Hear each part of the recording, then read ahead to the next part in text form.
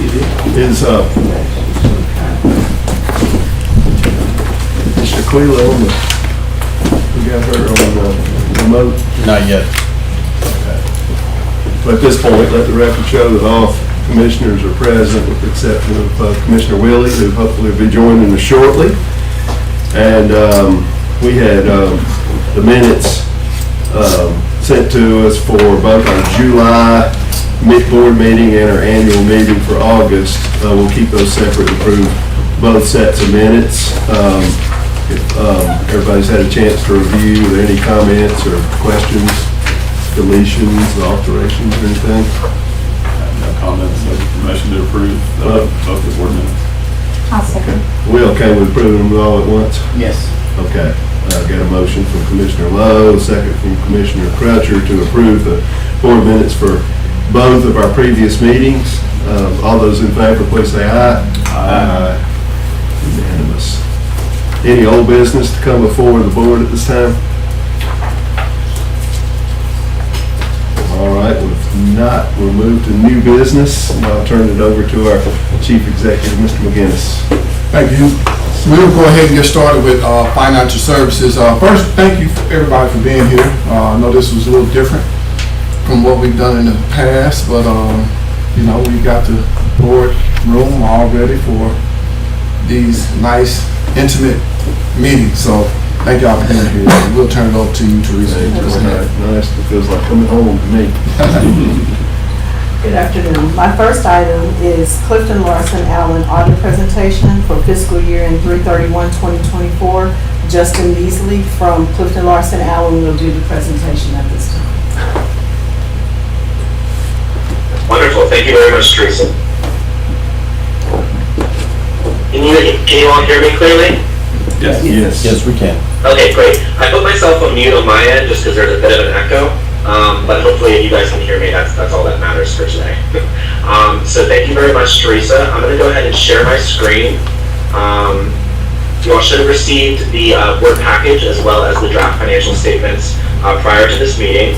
So I'm going to walk through the results of the audit, and then obviously go through a high-level review of the audit process, and then at the end open it up for any questions. But please feel free, throughout, if there are any questions while I am going through any items, please feel free to stop me. Happy to answer those questions throughout the presentation, but I will be opening up at the end to answer anything you might have. So I'm going to go ahead and get started. Can you all see my screen? Yes. Yes.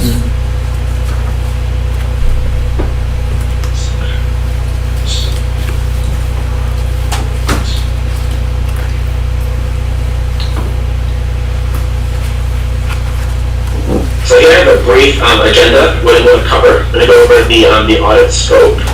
I'll do a high-level summary of the management's discussion and analysis, or MD&A. That'll just really cover what was different this year, what was significant in comparison to prior years. Moving into the financial statement and single audit summary, some required governance communications. I'll cover high level some upcoming GASB pronouncements that will have an impact on the authority in the future. And then, like I mentioned, just open it up for any questions you all might have.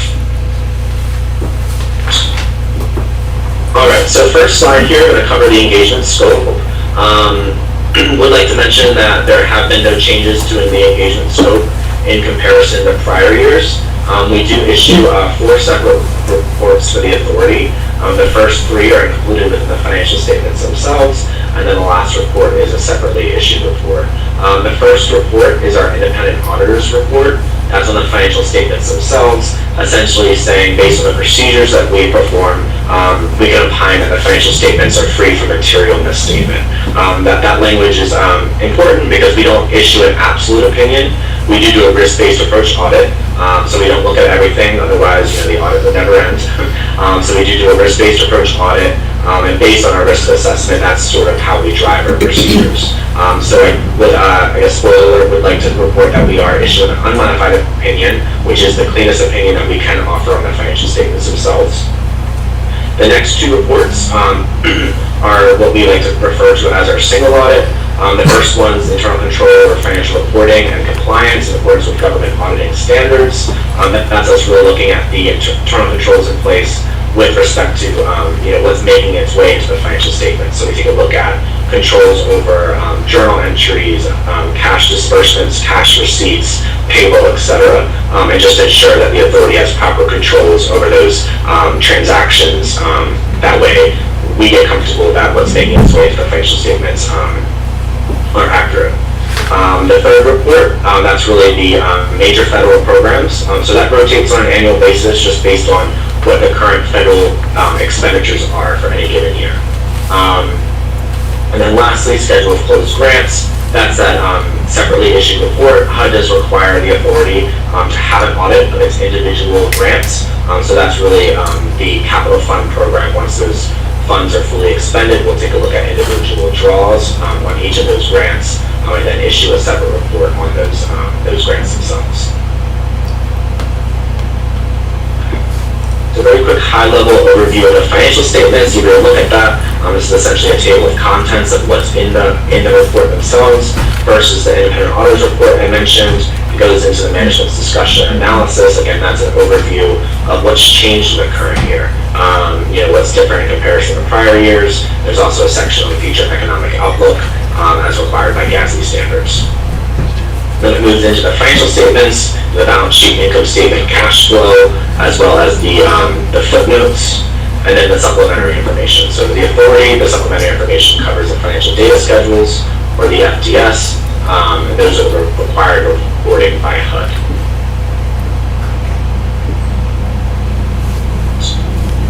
So moving into what was significant this year. First thing I want to cover is GASB 96. If you recall, this is something we presented last year, but this is a new standard required to be implemented this year for the authority, and that covers subscription-based IT arrangements. Essentially, what's different this year in comparison to prior years, if any of these subscription-based IT arrangements, so think, accounting software, inspection software, any sort of software that's being utilized by the authority, if it meets certain criteria, long-term, non-cancelable, and a bit of other criteria, that is now being capitalized and amortized over the life of the actual agreement rather than expensed. Historically, those would pop onto the income statement. Now, due to this new standard, those would be capitalized. The authority did not have any subscription-based IT arrangements that meet the criteria, so they were all scoped out. But I did want to mention it just because it is something that will be required to be assessed on an annual basis as the authority enters into any new arrangements, just ensuring whether or not those should be included or excluded from GASB 96. I know we worked closely with Teresa's group, and Neil looked through a lot of agreements just to make sure that we were on the same page, that GASB 96 was essentially not impacting the authority this year. A few other highlights here: capital assets. There was an increase in capital assets, $4 million in purchases, offset by depreciation and minor disposals in the current year. That increase in capital assets, you would also see an increase in the capital funding draws in the current year. And then lastly, just want to highlight, you'll see an increase in deferred inflows of resources. That was specifically April 2024 HAP funding that was dispersed by HUD and received by the authority in March of 2024. So that's accounted for as a deferred inflow, as well as restricted cash in accordance with HUD guidelines. So these next two slides is really just covering what I mentioned previously. As you can see, there wasn't really significant changes here.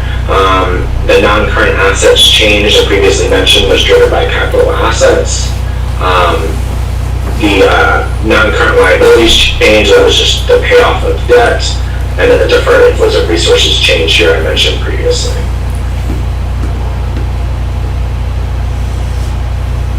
So this slide on the income statement, just comparing 2024 to 2023, and then we added in some columns for a percentage of total. For example, tenant revenue of $3.4 million was 9% of total revenues of $39.7 million in the current year. In prior year, there was tenant revenue of about $3 million, which represented 9% of total revenues the prior year. So you'll see these maintained consistent within 2% for pretty much every single line item, with the exception of the capital grants, which did increase from 5% up to 10%, which I had previously mentioned was in connection or in correlation with additional capital fund draws. So you also see that corresponding increase in capital assets.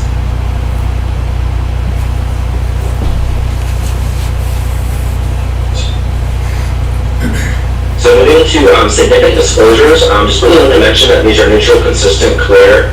No changes in the current year in comparison to prior years. Nothing really to call out here. They were all consistent.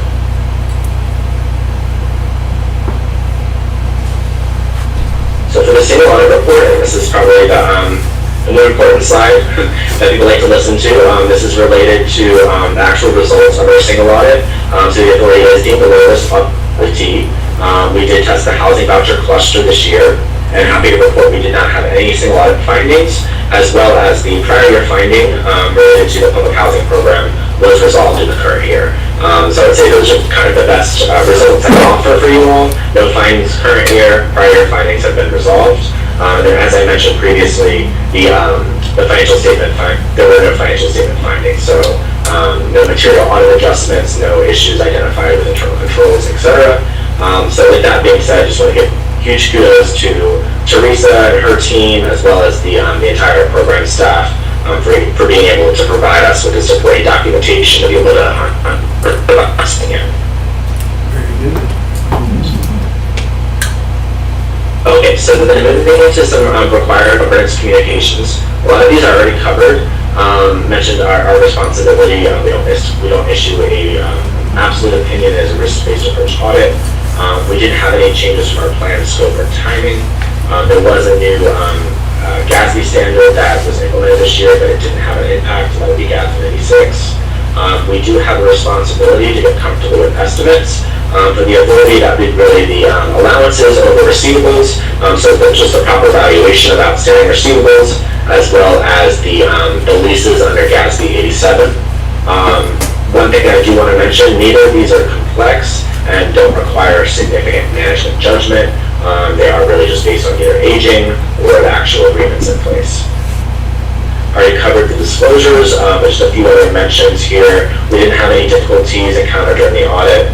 No disagreements with management, and then to our knowledge, management not consult with other accounting firms. As far as audit adjustments, those were just primarily presentation. None really that impacted the trial balance themselves. We did not have any uncorrected misstatements, so no errors that we brought to management's attention that they decided not to fix. And then lastly, management representations, those will be forthcoming once we work through the audit process. We'll obtain those representations to finalize the audit. And then upcoming GASB pronouncements, just wanted to mention this so that for next year, this is kind of a refresher. GASB doesn't like to let us get comfortable. There's always changes. So next year, GASB 101 will be implemented. That's over compensated absences. Essentially, what it did was establish some uniform rules in order to determine liability values. One thing I will say on this is it is not going to impact everyone. It will require all agencies to take a look at their policy, compare it to the standard, and determine whether or not there are any adjustments that need to be made. It does open up a bit more of an estimate here with respect to sick value or sick leave being taken, etc. So do want to highlight that this will be something that Teresa and her team should be taking a look at over the next few months in preparation for fiscal year 2025. And then from there, I just want to kind of highlight the next few steps with getting the audit finalized. We do have our quality control review on our end, but we just send the audit in to our quality control review pool just to ensure they do a review and that we've dotted our I's and crossed our T's. We get that rep letter that I mentioned. We'll then proceed with issuance. And we do have some external reporting that is due by the end of the year. First is to REAC, the financial data schedules, and then to the Federal Audit Clearinghouse, the data collection form. So from there, I really wanted to open it up to see if there are any questions that may be answered for you all. Anybody got anything? I do have a question. So on the new GASB that was looking at the IT, what are the thresholds that would trip us into capitalizing it versus just having it be in operations? Yes, so great question. So there's a few different criteria. First would be, like you mentioned, there would be a potential dollar threshold, which generally would follow the authority's capitalization policy, $5,000, whatever it may be with respect to capitalizing. However, there's some criteria before we even get to that capitalization threshold. The first would be required to be a long-term contract. So we found that a lot of these subscription arrangements the authority have are for 1 year, and then normally renewed after that. It would need to be over 12 months, so a 24-month or 2-year, 3-year agreement that's in place. The second criteria would be that it cannot be cancelable. So if either party can cancel at any time, that essentially would kill it there. That is no longer deemed long-term. There's a few other criteria that would need to be an exchange transaction, and obviously an exchange of cash, etc. But I would say that that's the main reason a lot of these got scoped out, was that they were short-term agreements, 12 months, not over 12 months, or they were cancelable. And essentially just the background on that is that we don't want to be capitalized something that may not be long-term. We don't want to book a large asset on the books that may not be in place for the next 3 years. All right, thank you.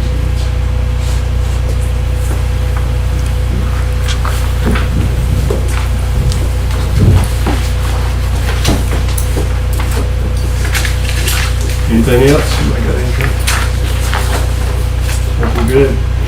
Thank you, Justin. Thank you all very much. I really appreciate it. Thank you.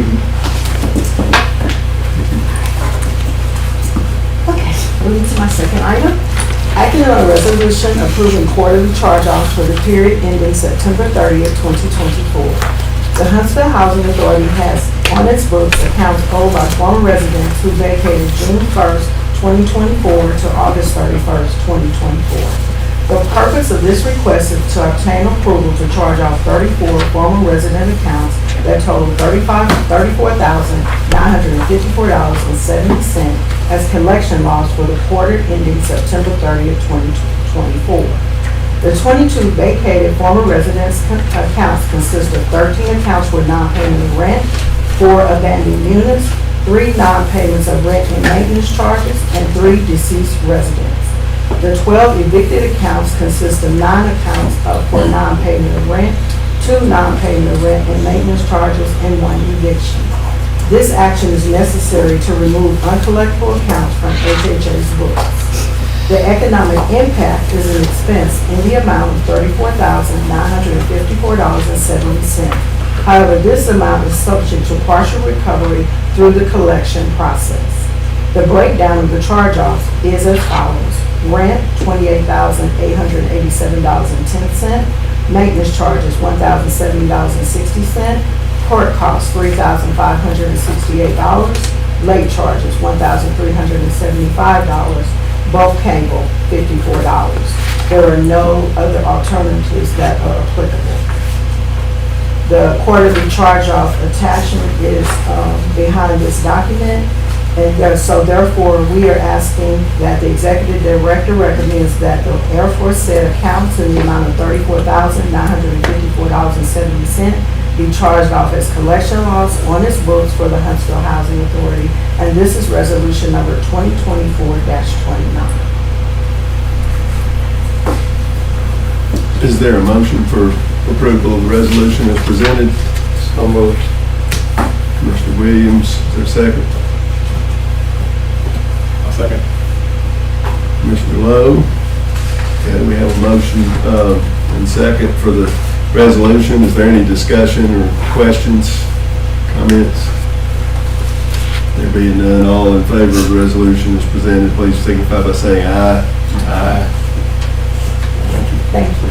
My last item is a presentation of cumulative low-income housing finance report for the period ended July 31st, 2024. Beginning with revenue, discussing item number 1, the operating grant we drew on June 17th, $352,092 was drawn for operating expenses.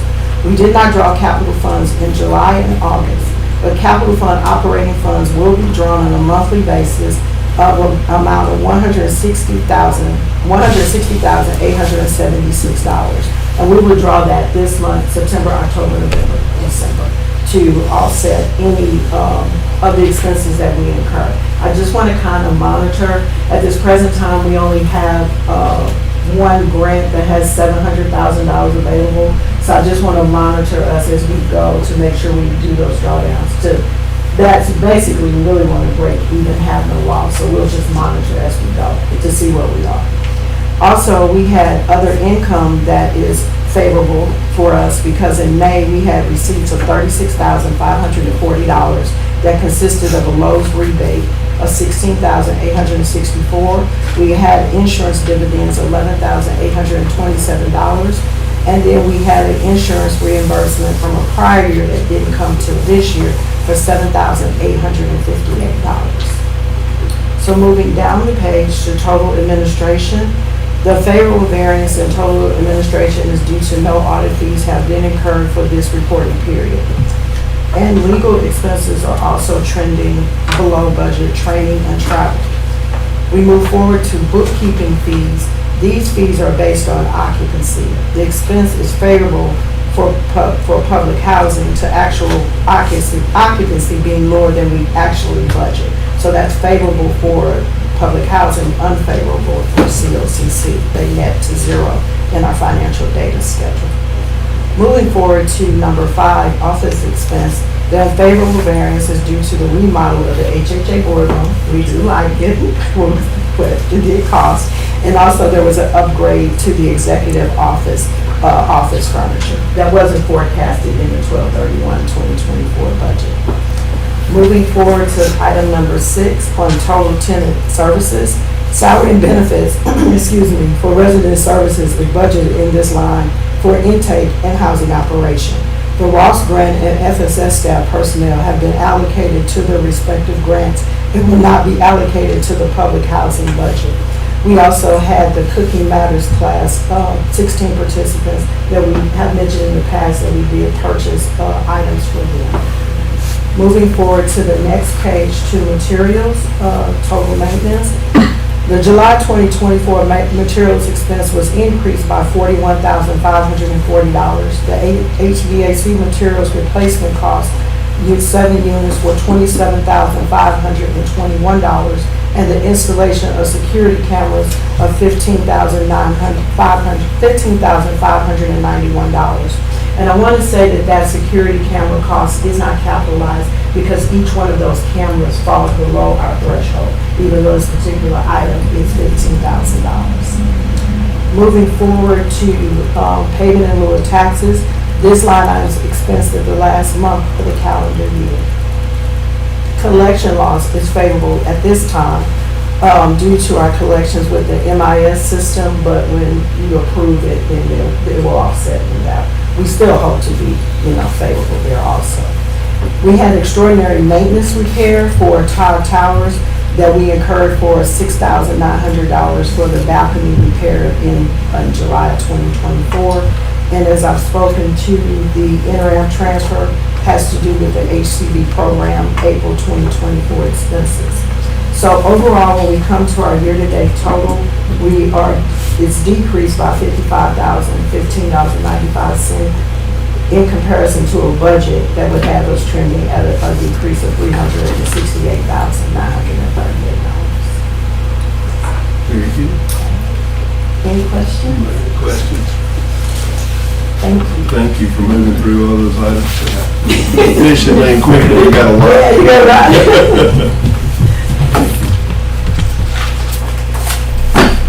Development. Terkeesa. Okay. Good afternoon. Hope you all are doing well. So you're right. I have several here, so we're going to try and get through these quickly. The first one I have is a resolution before you all authorizing the executive director, CEO, contracting officer to enter into an agreement with EDT THA, which is our architectural engineering service. Architecture for architectural and engineering services. And that's your resolution 2024-30. Whereas HHA requires professional engineer and architectural services, and whereas HHA solicited proposals from architectural and engineering services firms on April the 30th. 6 firms submitted responses. HHA selected EDT through a review of the evaluation committee. And whereas services will be provided on an hourly basis at a rate of $170 per hour for the lead architect, $140 per hour for the project manager, and $95 per hour for the project cost estimate. And that information can be further reviewed in the model form of agreement between the owner and design professional. The purpose of this resolution is for us to be able to hire and provide a wide range of engineer and architectural services to HHA. The justification is that the EDT Architectural was deemed the most responsive bidder as a result of the evaluation process, and the top 3 of those 6 bidders are listed below in that table on your request for board action form. And again, you have an attachment of the model form of agreement between the owner and the design professional, and it is recommended that the executive director, CEO, contracting officer enter into an agreement with EDT Architectural for the provision of architectural and engineering services. Thank you. Is there a motion for approval? Quick question. Sure. Where in the evaluation criteria does cost to perform play into it? I mean, just reading the titles, it looked like it was a lot. Can they do it? Do they have a past performance of doing it? Do they have experience in quality proposal? But I guess in my mind, somebody can meet all those metrics and then have real high rates, and then so did rates play into the evaluation criteria? Rates did not play into the evaluation this time. And so, again, out of those 6, we chose the top 3, but we tried to stay away from cost. We wanted to make sure that they were capable of demonstrating their ability to be able to perform the duties versus the cost. Of course, the cost we reviewed it, but it wasn't one of those qualifying criteria. The costs look pretty reasonable, but I think you'd have to have some factor in there for. I mean, the top 3 are so close in the scoring. Right. I mean, unless there was a big discrepancy of the rate. I mean, if they were all within the same band, which I imagine they probably were, then everything's fine. You're correct. They were all in the same band. The DNA, I'll point them out. They were a high contender, but they weren't local. They weren't close. Right. If I'm not mistaken, they were in California. Okay. And so and that had a bearing too, the accessibility as well. Sure. That's fine. Motion to approve. Commissioner Lowe, is there a second? I'll second. Commissioner Crutcher. Any other questions or discussion? If not, all those in favor of the resolution, please say aye. Aye. Very good, thank you.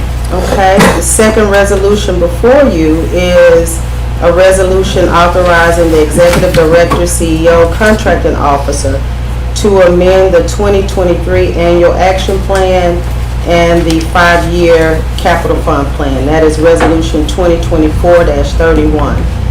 Whereas HHA developed the PHA plan for fiscal years 2023 through 27 and the action plan 2023 in accordance with the Quality Housing and Work Responsibility Act of 1998. And whereas in order to complete the HUD Section 18 demolition disposition application requirements to include the unit decommission requirements, HHA is required to adhere to the guidelines outlined in the significant amendment. Whereas the significant amendment includes the disposal of excess land at Gateway, the disposal of Mahogany Row Apartments, the demolition of 903 Garrison, which is classified as a casualty loss unit due to a fire, and 2 decommission units in Searcy Home, and the address is 302 A and B. The purpose and objective of this act on the resolution is to obtain board approval to amend the 5-year plan, and that also includes the 2023 annual action plan. The justification is any significant amendment or substantial deviation, modification to the plan is subject to the same requirements as the original plan. And it lists the C-24 CFR, if you guys want to, double check or do some comparison, it gives you the provisions. I want to bring you all attention to the attachment, which gives you a summary of the amendment and the timeline. Recommendation for the approval of the amendment to the 5-year plan and the 2023 annual plan, including the execution of the certifications of compliance that is related to those plans.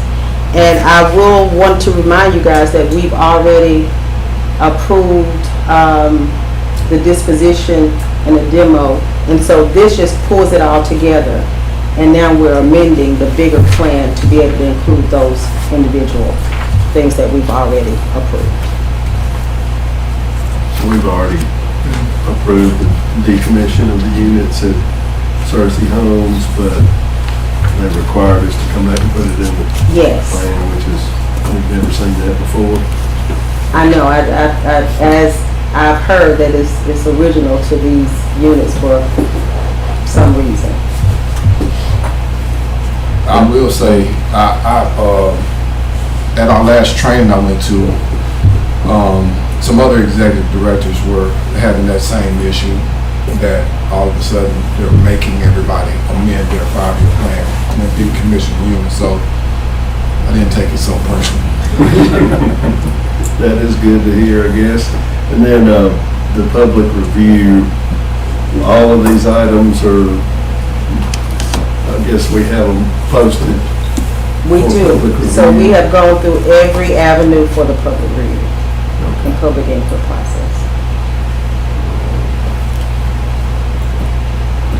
Anybody got anything else? Is there a motion for approval? Gretchen? Second? Second. Commissioner Williams. All those in favor, please say aye. Aye. Unanimous. Thank you. Okay, the third resolution before the board is authorizing the executive director, CEO, contracting officer to enter into a contract, to repair fire casualty unit 512-C Monroe, which is in Cersei Homes. That resolution number is 2024-32. Whereas HHA needs to repair 512C Monroe, Cersei Homes. This unit has been deemed a casualty loss due to a fire. Whereas HHA has exercised due diligence in its procurement process to arrive at the most cost-effective price by obtaining pricing from vendors under QSP number 2024-10. And whereas Presto Enterprise was deemed to be the responsive bidder in accordance with the requested specifications. The purpose of this action, of course, is to repair the damaged unit 512C Monroe. The justification, HHA has exercised due diligence in its procurement process under QSP 2024-10. The economic impact is listed. The contract will be $79,783. Recommendation is that the executive director, CEO, contracting officer enter into an agreement with Presto Enterprises for the repair of the casualty unit 512-C Monroe, which is in Cersei Homes. Also included is your tabulation of quotes. We had 3, which was Presto, J5 Contracting, and Robinson and Associates, which were deemed non-responsive.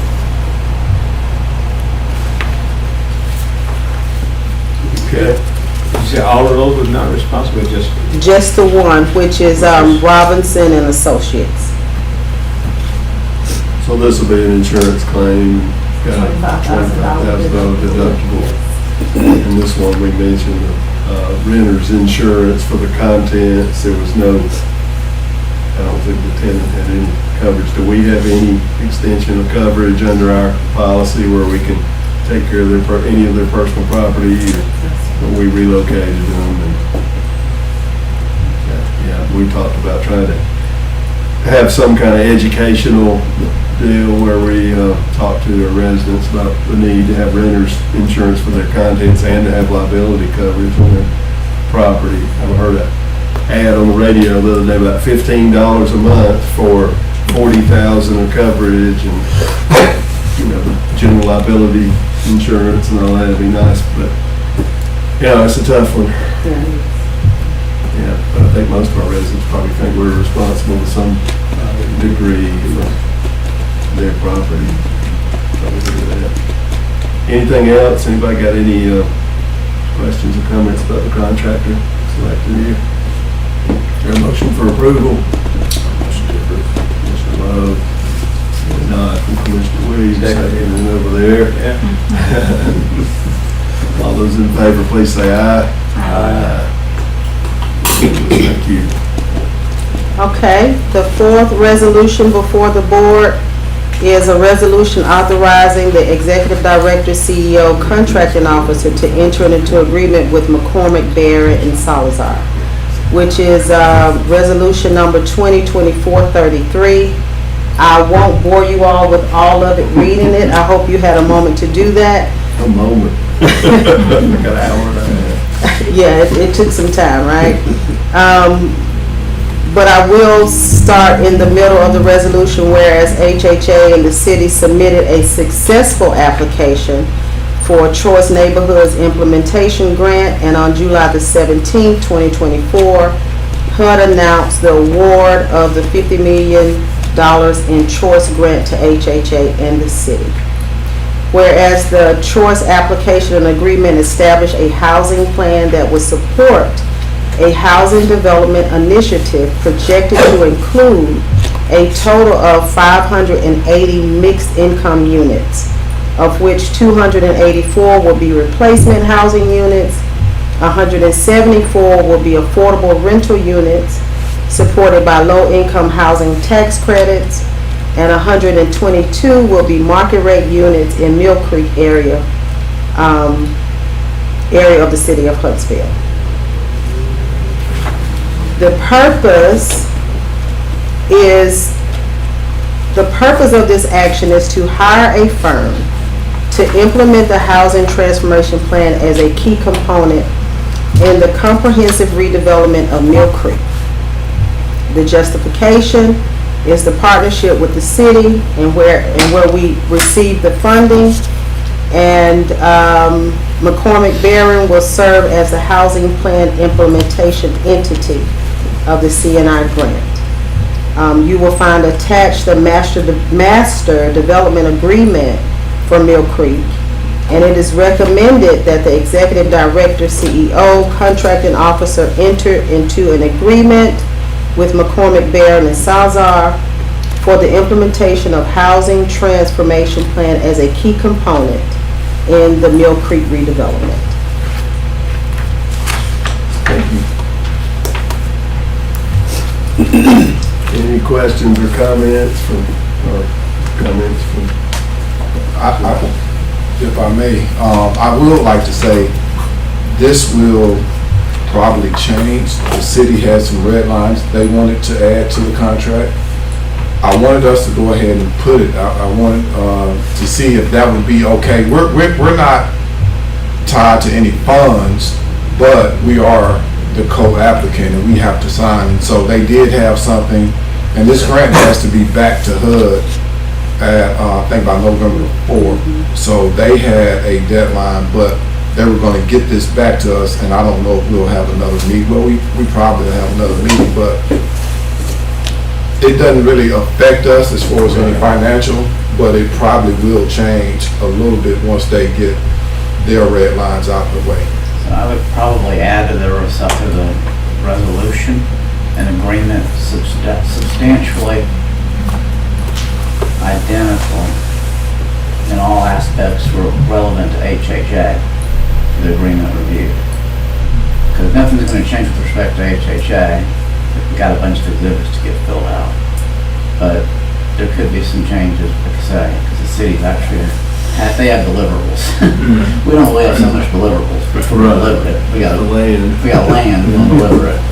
So I think some language to that effect, substantially identical to the one with respect to HHA, because there could be changes that have no impact on HHA.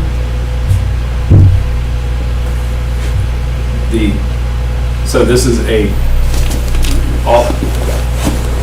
legally who is signing? So Grant, the city has to sign, are we signing something independent of the city, or we're signing along with the city? Along with the We're signing city. along with the Same city. agreement. It's the So same there'll be agreement. 3 parties to the agreement. Okay, Yeah. that was my question, is a 3-party agreement. Yeah. And in terms of, I mean, land is our big component.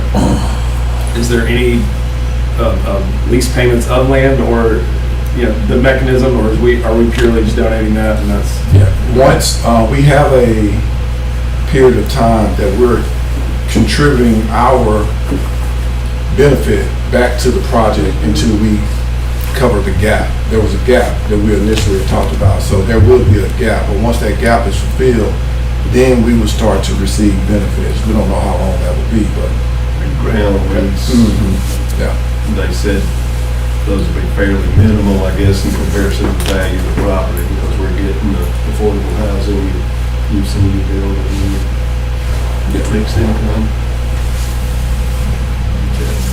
We need a motion for the amendment that you recommended, or think we just know that I that's think you can just have a motion that states that it's going to be. approves? Yeah, approves a resolution with the additional language that the final agreement, Executive Director McGinnis signs, would be substantially identical to the one.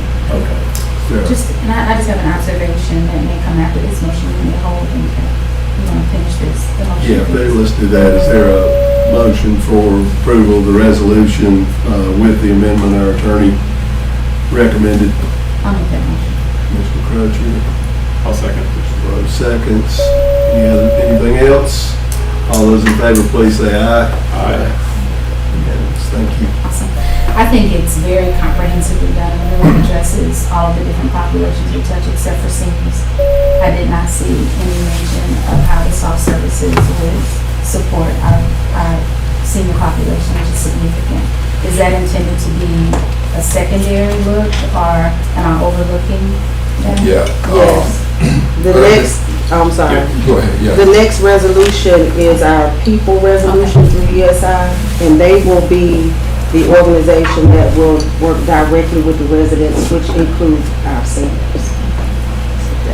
And I saw that resolution, I just guess we're so specific in dealing with target audiences, specifically those with disability and mental illness, and it identified groups up to 64. And so just trying to better understand the rationale and not including the 64 and above or 65 and above. Yeah, they actually will be included. We actually have a position that is going to be posted by the people entity that's going to address seniors specifically. And they haven't posted that position yet, but they will be addressing the needs of the elderly. But the rationale did not be included in here. I don't know. Your rationale won't be included in your housing plan, the one that we just read, is that what we're, yeah. So McCormick Barron, they will be solely concentrated on the physical element, the actual housing plan itself. Yeah, but these were population groups. These were specific population groups that we just reviewed. When we, as we noted, the number of units in the mixed development, Yeah. is that what we're talking about? So you're saying it's gonna, that the 65 and up will be listed in the people category in lieu of this? Yes, Okay, yes, Okay. it will be included in your people portion. okay. I'll just hold it until then. Okay. Let's stay on that for sure. I know you will. All right, next. Okay, lastly, The resolution before you is authorizing the executive director, CEO, contracting officer to enter into an agreement with Urban Strategies. This is your resolution number 2024-34. And again, like the previous ones, I won't bore you with reading all of it. I'll start in the middle of the resolution. Whereas HHA and the city have entered into an agreement with HUD regarding receipt and usage of CNI funds, which includes various human services obligations for which Urban Strategies will serve as the lead people implementation entity component of the CNI grant. Whereas the CNI grant includes $10 million to fund the people strategy to be implemented. The purpose of this action is to hire a firm to implement a human services transformation program as a key component in the comprehensive redevelopment of Mill Creek. The justification is the same as McCormick Barron, whereas we received the CNI grant funds and we're entering into an agreement with Urban Strategies. And they will be the people strategy component of the grant. The recommendation is that the executive director, CEO, contracting officer enter into an agreement with Urban Strategies for the implementation of a human services transformation program as a key component to the Mill Creek development.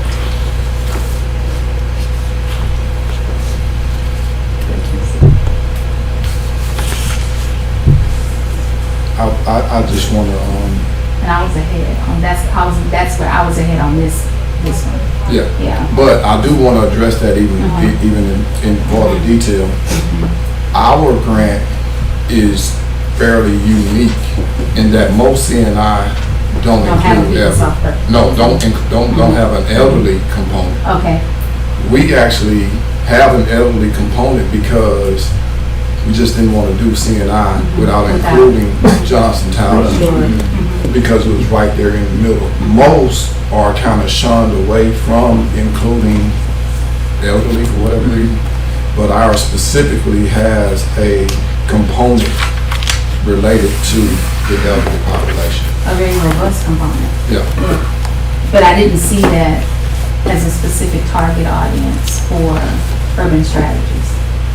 Yeah. And so it seems a little bit, and I may be missing, but it seems a little bit like semantics.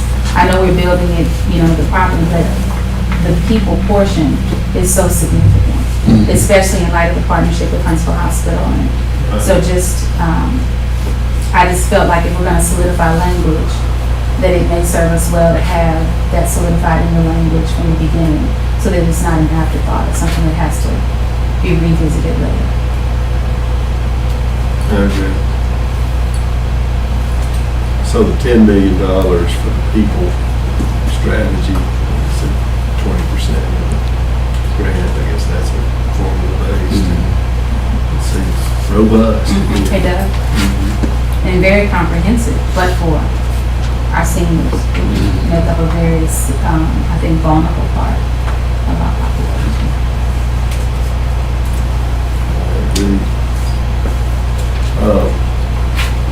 Any other questions or comments at this time regarding this resolution? Is there a motion for approval? So moved. Mr. Williams, a second. I'll second. Mr. Lowe, all those in favor, please signify by saying aye. Aye. I abstain. Show that Commissioner Cratchit. Good reason. I want to see some language in there for the seniors. Very good. Yeah, I think that's a fair call out, that it's a component. And they're probably just submitting proposals that they've done before and have overlooked the fact that there is a component of elderly. Yeah, and I'd like that noted. Thank you for your advocacy for this population, as always. I believe we're next. Thank you very much. That was a lot. Our next for Human Resources. Yeah, I'm going to dismiss myself to another. Got a tea time? Yeah, I wish. Yes, sir. Thank you, General. Thank you. Good afternoon, commissioners, staff, and attendees. Human Resources has one request for board action today.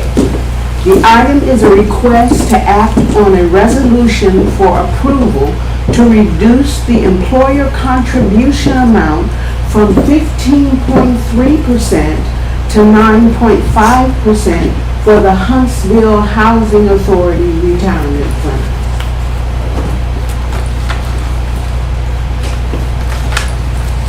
The introduction to this resolution is Huntsville Housing Authority requests to amend the percentage contributed annually to the retirement plan for eligible employees.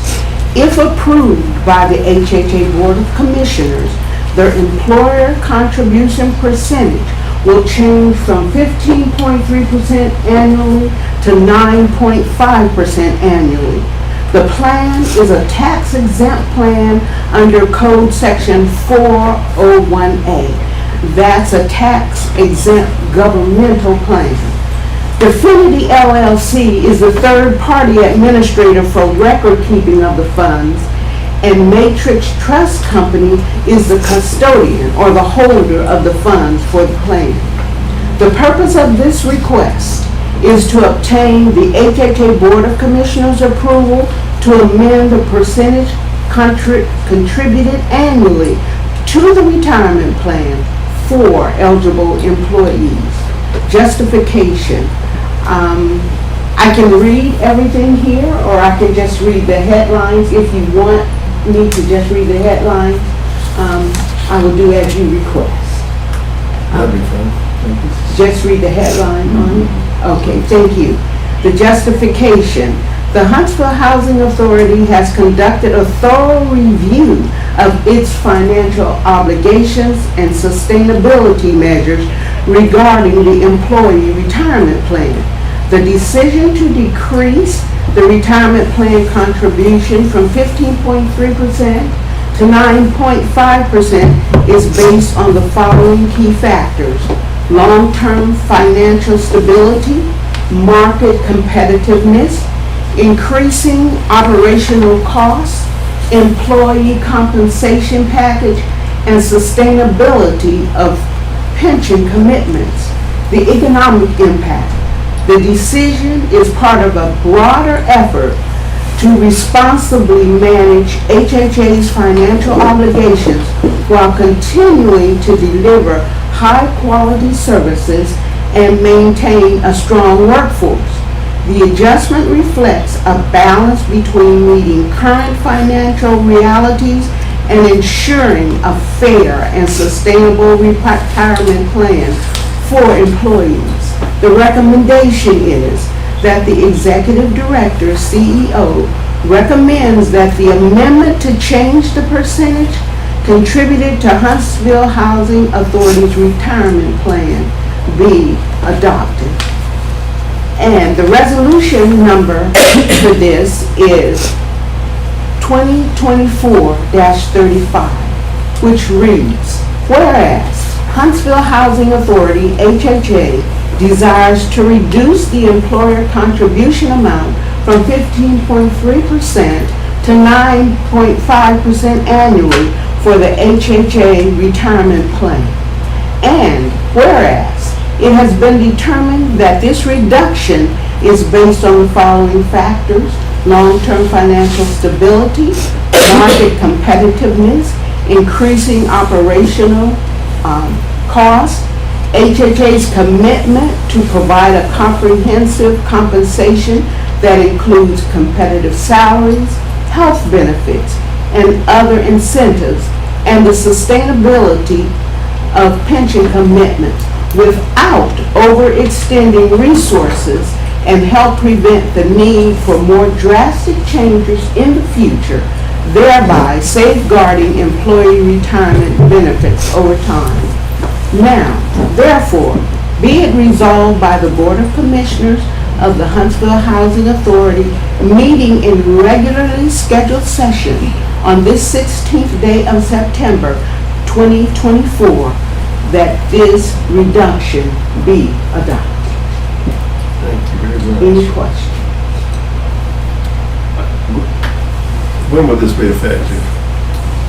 When we turn the information into Definity, who is the person that carries our retirement plan, after the board, if the board decides to vote this, then it will be effective as soon as it goes back to Definity. Okay, I didn't know if we were going to the first of the year or whether we start immediately. I'm just interested in what triggered us to look at this now. Was this the output of an audit that said this looks a little bit high relative to other housing authorities, or was it purely just an internal, we decided to look at it and address it? Yeah, we did. We looked at the beginning of the year when we did the proration. That's when we started looking at what could we do to keep everybody employed and look at the long-term effect of what it would do for the employees. And at first we had, landed on a number that was totally in half. And then just kind of going back after going and looking at a lot of the other issues, we kind of landed at 9.5. Okay, to re-summarize it, just so I get it right. So it's based on that percentage of what HUD says we're actually going to fund you at. It came in at like that 87 or 89%. And it kind of we looked at it and we said, wow, if that continues, we're going to have some issues. What can we do? What are all the things we could possibly do to maintain staff and everything else? So we did some benchmarking, but what other resources did we, I guess we spoke with the companies that manage the plan. Right. I spoke with Definity, and they told me that it varies. It goes from 15.3%, others do 12, some do 5. So it varies. I just wondered how we were in comparison to other housing authorities. And that's what Definity told me. So this requires no matching, but by our employee to make a contribution, but we have a separate 457 plan. We do have a 457 They plan. can defer income and tax defer. Yes, excuse me, with Empower. We do. That's our 457 plan is with Empower. It used to be Mass Mutual, but Empower has taken that over. So I saw somewhere, I was just going through the information down, I don't remember whether it was in the audit or some of our internal financials, but it looked like we were spending about $850,000 a year, is that right? That was going into the... It varies, but Teresa Right. probably has those exact figures. I So- see her, and I say that because I see her turning her paper. Everything's like to the audit, but I don't think it's detailed like Yeah, I mean, that. In the audit. my simplified review was that if we're spending around 900 and we're cutting it by a third, we'd save between, $250,000, $300,000 a year, so. I do want to, I actually went and did some comp studies as well. About 24% of agencies our size are still at that 12 to 15, and about 58% are at what we're going to anywhere from 6 to 9.5. And also, as you mentioned, Commissioner, the employees do have an opportunity to make a contribution on an after-tax basis. The total contribution amount can't be any more, though, than $69,000, which was set by the Internal Revenue, and that's subject to change each year, depending on how they set it. That's an after-tax, Yes. so that would be almost like a Ross, And we do have another one, don't we, before tax through, The amount that you contribute is before tax. When I say you, our agency, is the before tax amount. The amount that the employees contribute is called a voluntary contribution plan, which is an after-tax amount. But you cannot exceed the $69,000.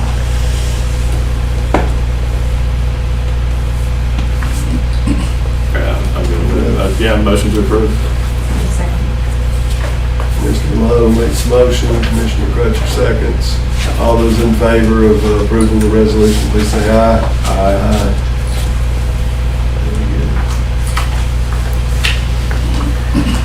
All right, thank you very much for your work on that. You're welcome. Presentation. No public comments. Executive Director. I just want to acknowledge Officer Slater for being here today. We're in partnership with Huntsville Police Department. What we intentionally are starting to do is have monthly meetings and really figure out a way to do more community policing instead of just, responding to situations. We want the officers to be in the community a little bit more and to establish relationships. And we started meeting last month, and I think that relationship could be received differently if the officers are in the community a lot more. And so I thank you for being here today and your support of what we got going on in our communities. And it's very critical when you start looking at what we're trying to do in Mill Creek, because of us having different incomes coming together to live in a certain area. Is going to be critical that everybody understands now, before we even start building buildings, what that community needs to look like. So hopefully it will spill over into other communities as well, and people will understand that we're serious about making sure that everybody's peaceful enjoyment of their unit is at the top of their mind. So again, we thank you for that. I also wanted to remind you all, if you wanted to participate in the HUD site visit tomorrow, starting at 8:30 at City Hall. It's going to be all day. Feel free to join us. I've actually given Dennis information saying, hey, we might have people show up, we might not, but he's gone ahead and ordered lunch for everybody anyway. So if you want to participate, it's more of a informational setting. They're going to come and figure out. They're going to do, of course, the site visit. They're going to talk about our plan. They're going to have all of our partners come in at different parts of the day to just kind of massage the plan a little bit so that we can start the process of moving forward. We've already had a couple of visits. The day, I guess a week after we announced that we received the grant, we had a meeting with the residents at Johnson Towers and the residents at Butler Terrace. Urban Strategy was in town last week, and they met with the seniors and the residents in Butler Terrace. The residents, especially at the towers, are really starting to get a little anxious. They want to see some dirt moving, and they're ready to get this thing rolling. And so it's important that we communicate with them a little bit more than we do even with the residents who are in multifamily. Last month, the visit from the regional administrator went very well.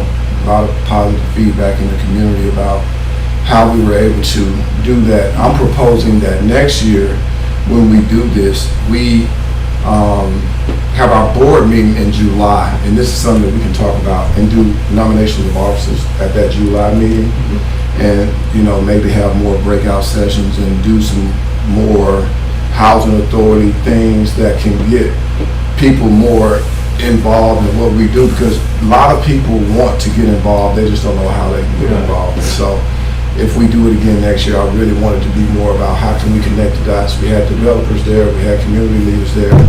Now let's figure out what we can do to connect some of these dots. Last week I had the opportunity to go to DC for the FADA legislative conference. A couple of things that they were talking about is the shortfall in vouchers, shortfall funding. It's across the nation. They're just having a hard time. But they do understand that they're going to have to come up with a solution, because there was a lot of people across the country who have vouchers. And so they're working on a plan to fund these agencies who are in shortfall. And hopefully we'll hear something within the next couple of months to talk about what we can do to make sure that the people who are renting from private landlords will continue to have an opportunity to lease because they know that their funding is going to continue to come in. And then the last thing I wanted to talk about real briefly is we submitted our application for Youth Build again, I think it's today. The Youth Build program is a 3-year cycle where it's helping children who are in need of, or children, young adults who are in need of advanced manufacturing and construction trades to get a certificate so they can go into the workforce. I think we're going to do our grant a little bit different next time, but it's going to give us an opportunity to really help those young people who are 16 to 24 maintain an opportunity to get into the workforce. Drake has been a great partner working with us to provide the GED and the short certificates for the advanced manufacturing and the training. But we're looking at some other partners who are going to work with us on the front end to help us with that. And then last but not least, we have about 55 residents back at Gateway, and they're continuing to open up that and put residents back in. We're probably going to still have about 10 to 12 units from what I hear that are going to take a little longer. They're going to have to be totally gutted out. But they have moved the majority of the residents back in at Gateway, and we're having bi-weekly meetings with the management company who's managing that property. So just to give you all an update on that. Thank you. And that's about it. And, as far as Youth Build, have we had some successful certificate? Yeah, we have. It hadn't been the numbers that I was expecting, but we have had some kids. It's a little different when we first wanted to get that grant, but we've had some kids get their GEDs, short certificates in, I can't think of the construction training, but with OSHA training. Right. And so it's been good. It's been good seeing some of those kids who are still in need of a lot of services because, again, companies hire these young people, but they don't have the soft skills that are needed to sustain the job. And so being in this program, it gives them an opportunity to really help with some of those skills that employers need for the long term. Thank you. Commissioner comments, you have anything, Commissioner Love? Do you know what room the meeting tomorrow at City Hall? Is it the sixth floor rooms, or is it Let me the? see, I got it right here. I'm gonna try to, we'll see. Go ahead. Yeah. I'll know more in the next hour or so. I'll send it to you. Okay. I think it is the 6th floor, but I'll send it to you. Okay. Other than that, no comments. I'd like to thank our partner from HPD for being here. Anything you'd like to share with us, or? No, I don't think so. For those that aren't aware, I took this position about a year ago. So, hopefully we'll try to form more consistent relationships and communication. So, I think there's a lot of sometimes misunderstanding as far as what we're available to do and what legal requirements of what we can and can't do. And then there's also misunderstanding from our side as far as what are the best ways that we can help you guys out. And we don't always know, but so anybody that ever needs to reach out to me, I'm always responsive and available as much as I can be, so feel free. Thank you, we really appreciate it. And thank you all for your reports on the information today. I don't have anything else. This kind of concludes our business portion of our meeting today. We're going to stick around and have a discussion with the executive director and with our attorney. So we could go ahead and get lunch served now, or we want to wait till after this. Doesn't matter to me. All good?